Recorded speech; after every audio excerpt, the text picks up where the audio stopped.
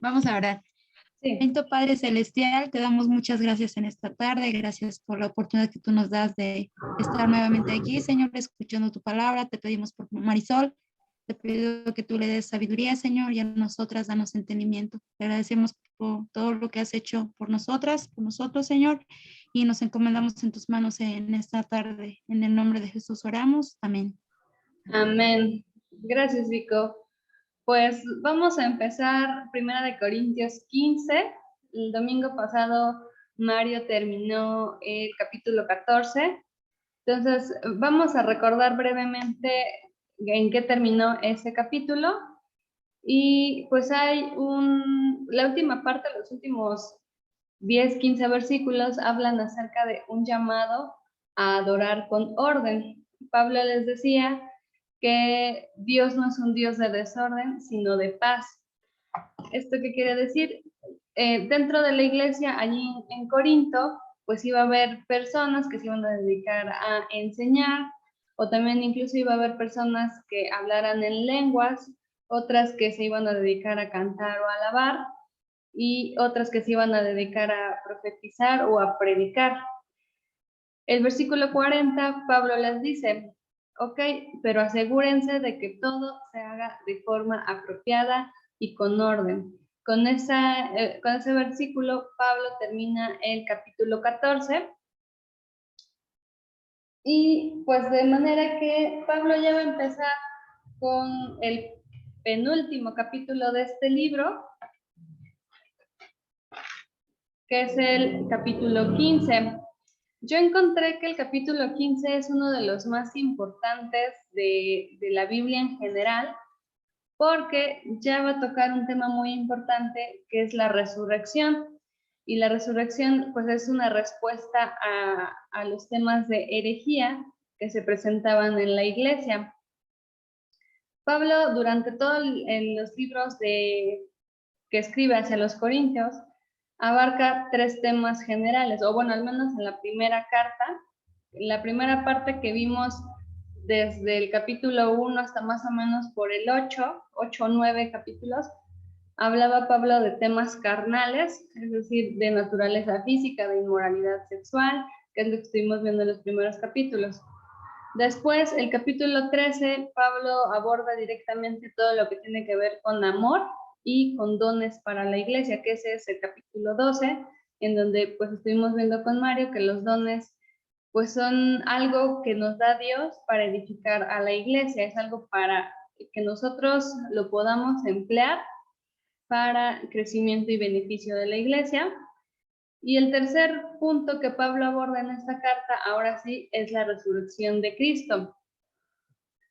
Como aquí lo vemos en esta estructura, bueno, ahorita ya nos vamos a enfocar, o el capítulo 15 se enfoca en la resurrección de Cristo. En la época del apóstol Pablo, en Corinto, y en el mundo romano en general, que sabemos que Corinto pues era un punto muy rico en filosofía, en conocimiento y demás, y pues había 3 filosofías sobre la muerte y sobre la vida después de la muerte. ¿Qué es lo que creían los corintios en ese entonces? Pues había 3 corrientes.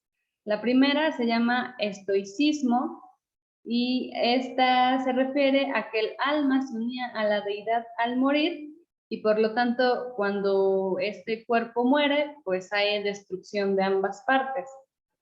La filosofía epicúrea, es más materialista, es decir, que ellos, los que pensaban con esta filosofía, ellos pensaban que no había existencia después de la muerte, es decir, que ya, hasta ahí acaba todo.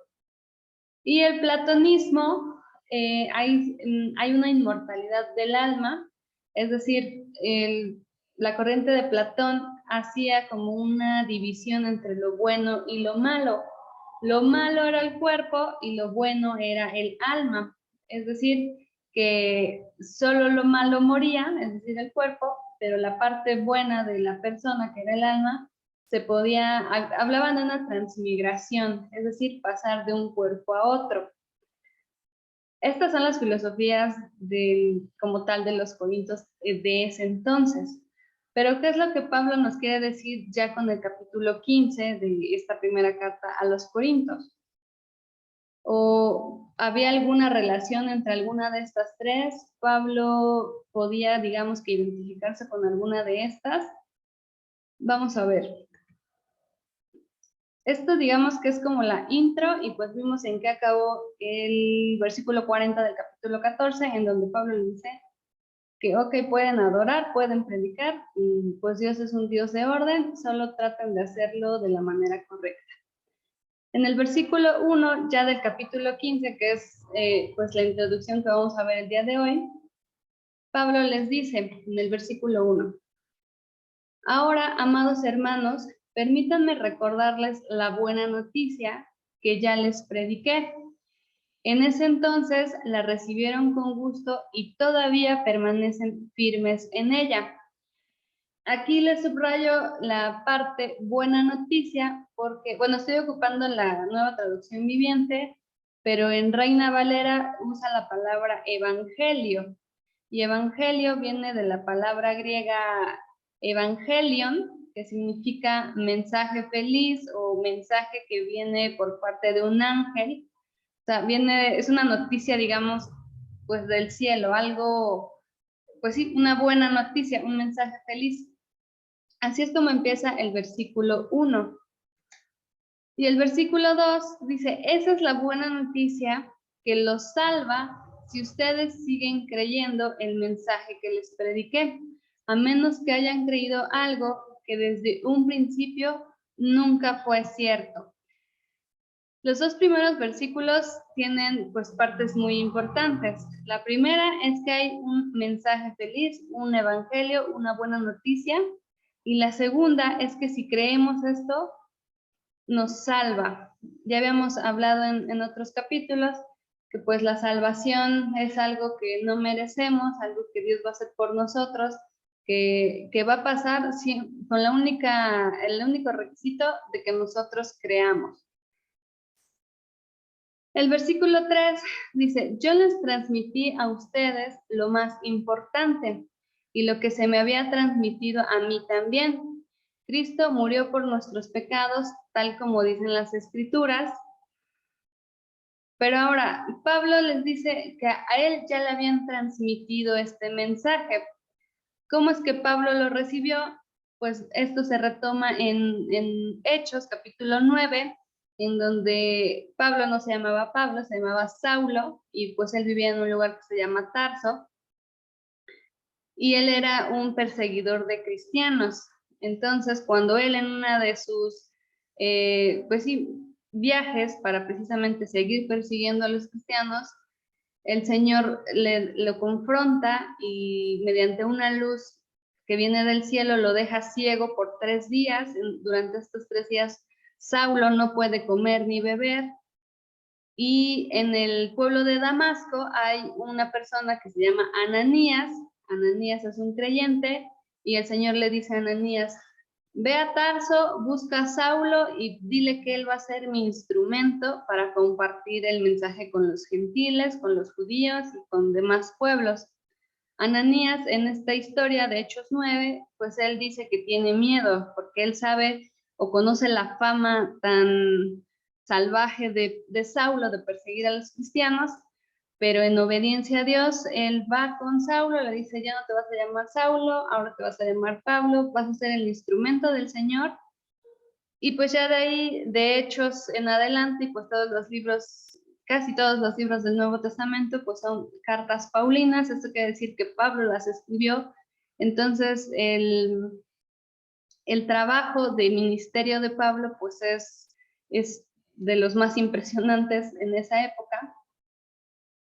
Y pues su predicación se volvía cada vez más fuerte. Entonces, por eso el versículo 3 les dice, yo les transmití a ustedes lo más importante y lo que se me había transmitido a mí también. Él recibió el mensaje, digamos que de primera mano por Ananías, pero durante este momento, cuando él se pone ciego, es porque escuchó una voz, que le dijo, Saulo, ¿por qué me persigues? Ahí tuvo un momento de contacto directo con Jesús y pues un momento de revelación en donde eso hace que Pablo pues fuera uno de los máximos predicadores del cristianismo. El versículo 4 dice, fue enterrado y al tercer día fue levantado de los muertos, tal como dicen las escrituras. En estos dos versículos, el 3 y el 4, les estoy marcando tres pues, puntos muy importantes, que lo vamos a ver en la siguiente diapositiva. Oh, perdón. Primero, alguien si tiene su Biblia a la mano, ¿nos puede leer Isaías 53, por favor?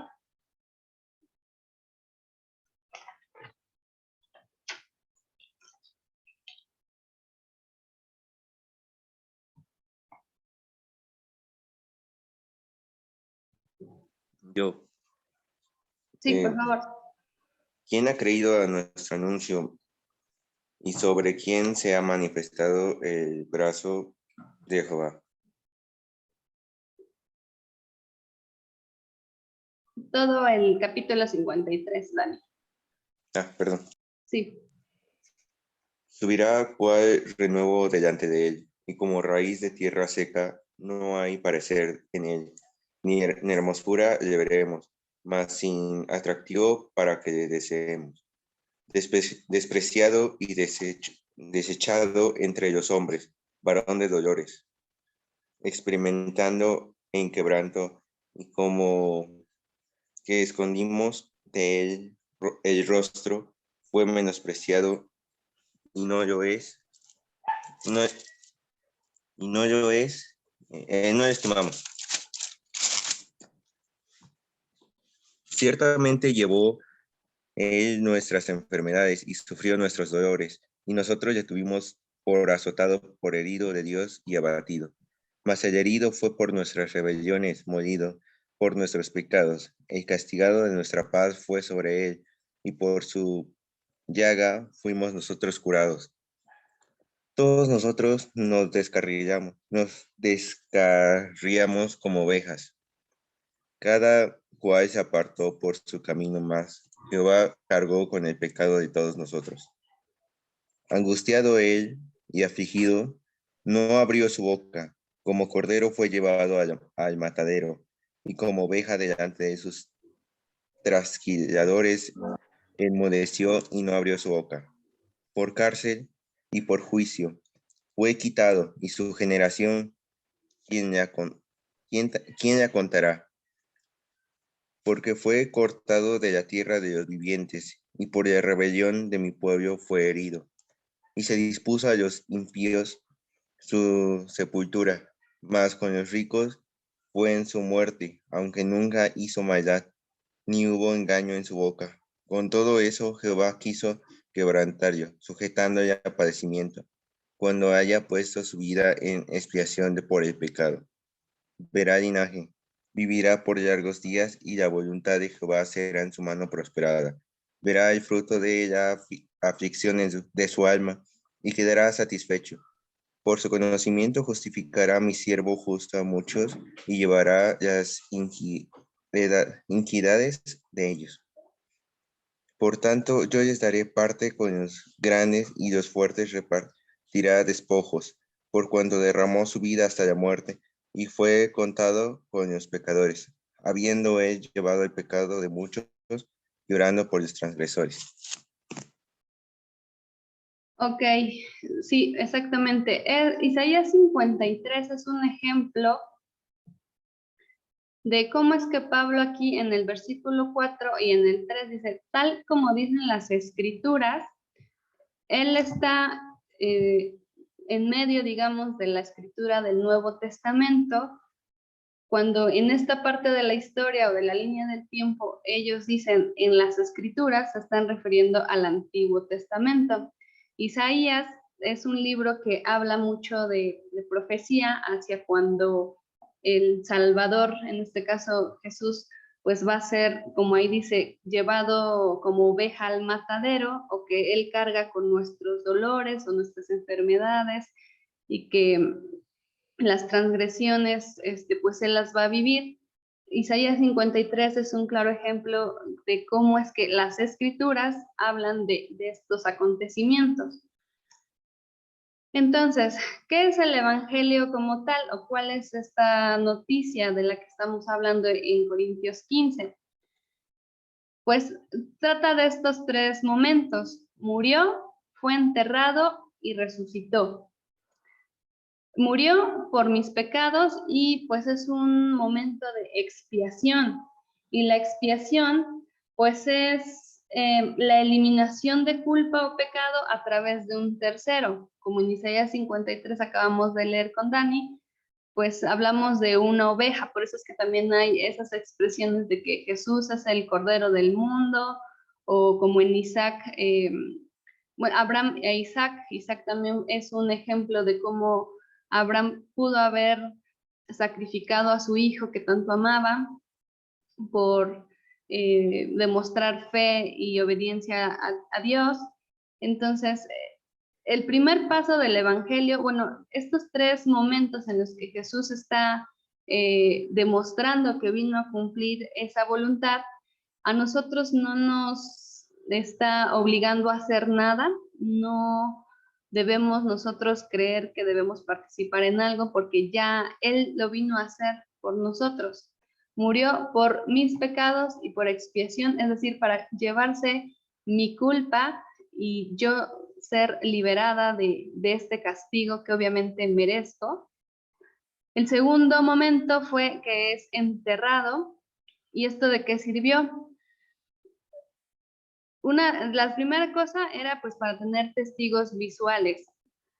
En la Biblia igual se menciona a dos personajes que prepararon el cuerpo de Jesús, que es José de Arimatea y Nicodemo, y también tenía que ser enterrado, bueno, en ese entonces sabemos que se enterraban en tumbas, digamos como cuevas, que tenían una puerta también hecha de piedra, y estos testigos visuales pues iban a precisamente tener ese testimonio de que Jesús no desapareció, o sea, que sus discípulos no lo hayan escondido, o pues sí, que hubiera sido una farsa, pues todo este tema de su resurrección.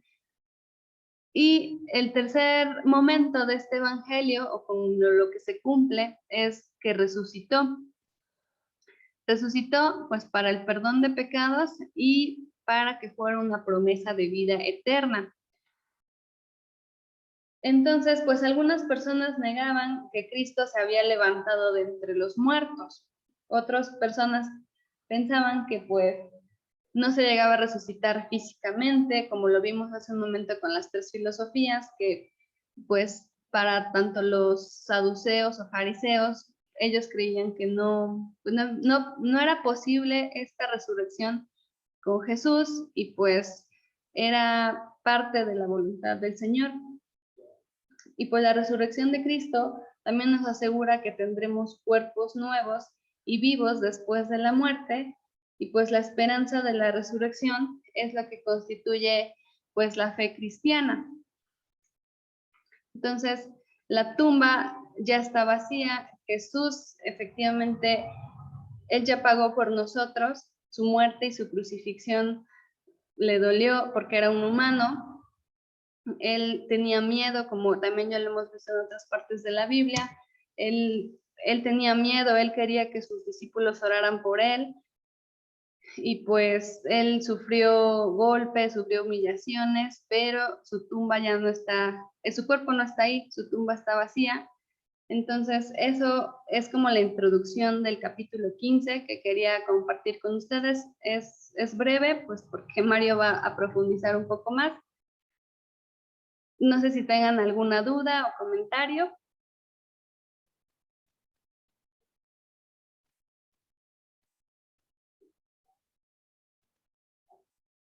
¿Todo quedó claro? Muy claro. Claro. Ok.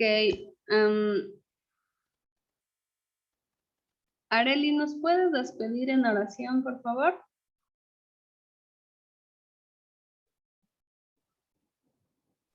Claro que sí. Vamos a orar.